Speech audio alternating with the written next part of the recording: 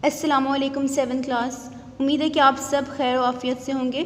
Dear students, जैसे कि हमने अपने प्रीवियस क्लासेस में ज़मीन की प्लेटों की हरकत के बारे में पढ़ा था और आज हम इससे नेक्स्ट टॉपिक स्टार्ट करने जा रहे हैं और वो फॉल्ट्स के बारे में है। और आज के लेसन में हम फॉल्ट्स के बारे में डिटेल से देखेंगे कि फॉल्ट्स क्या होती हैं। और दूसरा एक जो इम्पॉर्टेंट बात होगी वो आपकी कॉपी प्रेजेंटेशन के बारे में है। तो आपने इस लेसन को पूरा कंप्लीट देखना है ताकि दोनों चीज़ें आपको क्लियर हो जाएं। तो let's start from the book first. अपनी बुक्स ओपन कर लें सब।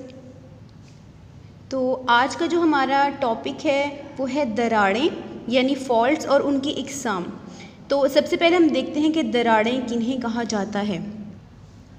स्टूडेंट्स, आप लोगों ने कभी ना कभी किसी दीवार पर या फर्श पर इस तरह की कोई दरार या शगाफ पड़ी हुई ज़रूर देखी होगी। इन्हीं दरारों को फॉल्ट्स कहा जाता है। इस तरह की दीवारें जो हैं वो ज़मीन के ऊपर भी मौजूद हैं। जैसे कि आपने देखा कि ज़मीन जो है वो प्लेटों के जुड़े होने से बना हुआ है और यही प्लेटें जो हैं ये जब आपस में जुड़ती हैं तो पूरी ज़मीन की सतह जो है वो बनी हुई है। तो इन्हीं प्लेटों की हरकत की वजह से फॉल्ट्स जो हैं वो ज़मीन पर मौजूद होते हैं। ज़मीन पर ये जो दरारें हैं वो इन्हीं प्लेटों की हरकत की वजह से बन जाती हैं। और ये जो प्लेटें हरकत करती हैं इसके रीज़न क्या है कि इनके जो नीचे जो चट्टानें मौजूद हैं वो पिघली हुई हैं, मेल्टिंग फॉर्म में हैं। तो इसी वजह से प्लेटें हरकत करती हैं और उनकी हरकत की वजह से ये फॉल्ट्स ज़मीन पर बन जाते हैं। तो इस नक्शे को अगर हम गौर से देखें तो यहाँ पर जो आपको ये रेड कलर की लाइंस नज़र आ रही हैं जो कि इन प्लेटों के दरमियान में मौजूद है, ये दरारें हैं। ये वो फॉल्ट्स हैं जो हमारे ज़मीन के मुख्तलिफ़ इलाकों से गुज़रती हैं। और ये जो फॉल्ट्स होती हैं क्योंकि ये ऐसी जगहों पर बनती हैं जो कि ज़मीन के कमज़ोर हिस्से होते हैं, इसीलिए इन फॉल्ट्स की वजह से ज़लज़ले आते हैं। यानी ये जो फॉल्ट्स जिन जिन इलाकों से गुज़रते हैं वो इलाके जो हैं वो ज़लज़लों का मरकज़ है और ऐसे ही इलाकों में ज़लज़ले सबसे ज़्यादा आते हैं। स्टूडेंट्स, सबसे पहले आप लोगों ने ये जो फर्स्ट लाइन है हमारे टॉपिक की इसको अंडरलाइन करना है। ये फॉल्ट की जो है तारीफ़ है, डेफिनेशन है। ज़मीन में मौजूद बड़ी दरारों या शगाफों को फॉल्ट कहा जाता है। तो इसे आप अंडरलाइन कर लें। उसके बाद ये जो सेकंड जो चीज़ मैंने अंडरलाइन की है ये भी एक डेफिनेशन है, तारीफ़ है। और इसको भी देख लेते हैं एक दफ़ा। बहरुल काहिल की प्लेट के चारों तरफ आतिशफ़िशा पहाड़ मौजूद हैं और दुनिया में सबसे ज़्यादा ज़लज़ले भी यहीं आते हैं क्योंकि चारों अतराफ दरारें हैं। लिहाजा इसको आग का दरिया, रिंग ऑफ फायर भी कहते हैं। तो ये कौन सा इलाका है बहरुल काहिल का, इसे देख लेते हैं। स्टूडेंट्स, जो बहरुल काहिल है वो दुनिया का बहुत बड़ा समंदर है, ठीक है, सबसे बड़ा समंदर है दुनिया का। और इसके इर्द गिर्द जो जगह है उसे रिंग ऑफ फायर कहते हैं या आग का दरिया कहते हैं। और अब आप ये सोच रहे होंगे कि इससे आग का दरिया क्यों कहते हैं, आग का दायरा क्यों कहते हैं। तो इसकी रीज़न ये है कि स्टूडेंट्स, जैसे ये बहरुल काहिल है और ये समंदर है और इसके इर्द गिर्द ये जो इलाका है जहाँ ये रेड कलर का ये एक फ़ायर और एक आग की तरह आपको नज़र आ रहा है, ये इसलिए ऐसा है क्योंकि यहाँ पर ना दरारें बहुत ज़्यादा हैं और ज़लज़ले यहाँ ज़्यादा आते हैं। और ये जो पूरा एरिया है, ये जो बाउंड्री है इसकी, इस पर आतिशफ़िशा पहाड़ मौजूद हैं। आतिशफ़िशा पहाड़ तो आप समझते ही होंगे जिनसे लावा निकलता है, जिन पहाड़ों के फटने से। तो इस पूरी बाउंड्री पर ये जो रिंग नज़र आ रही है यहाँ पर वो बहुत ज़्यादा मौजूद हैं और उनसे लावा हर वक्त निकलता रहता है, जिसकी वजह से इस एरिया को, ये जो बहरुल काहिल के इर्द गिर्द है, इसे आग का दायरा या रिंग ऑफ फायर भी कहा जाता है। और ये है आतिशफ़िशानी अमल या जो आतिशफ़िशा पहाड़ हैं वो इस तरह की होती हैं जो कि बहरुल काहिल के इर्द गिर्द मौजूद हैं, जहाँ से लावा निकलता है, आतिशफ़िशा फटता है जब। तो इस वजह से ये जो पूरा इलाका है यहाँ ज़लज़ले सबसे ज़्यादा आते हैं।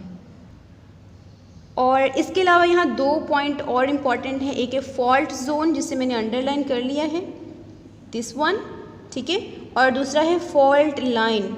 स्टूडेंट्स, फॉल्ट जोन, जोन का मतलब होता है इलाका या एरिया, ठीक है।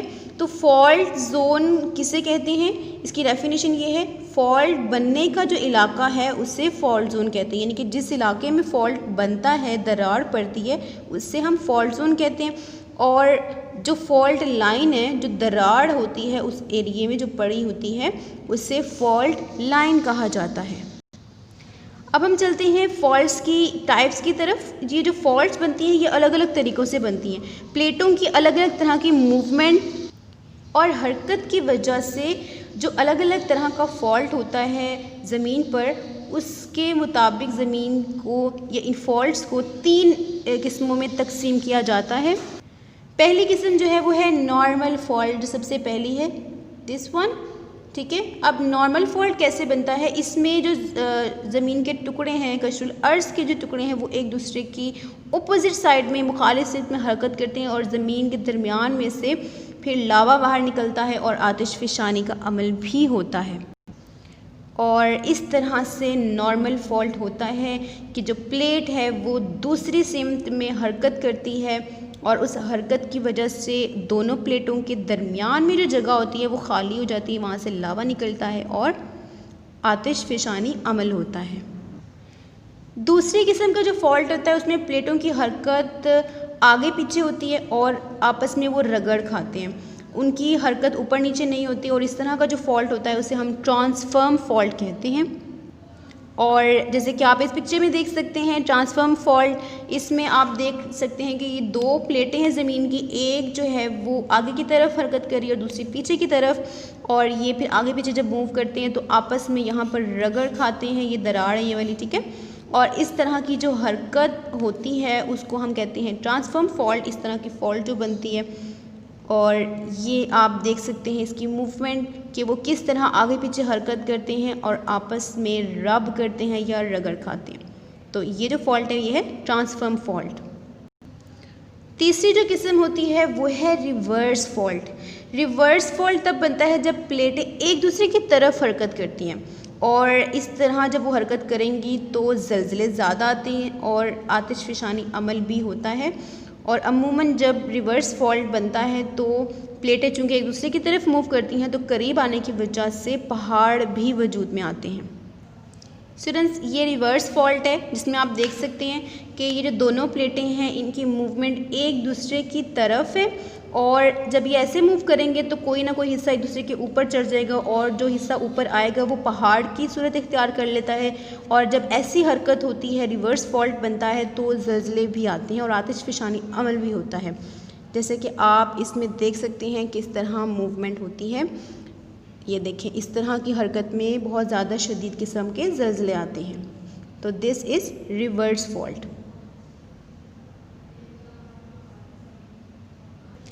स्टूडेंट्स, अब आज का जो काम आपको मिलने वाला है, तो एक्सरसाइज में आपके तफसीली सवाल नंबर 2 है फॉल्ट्स की इकसाम बयान करें।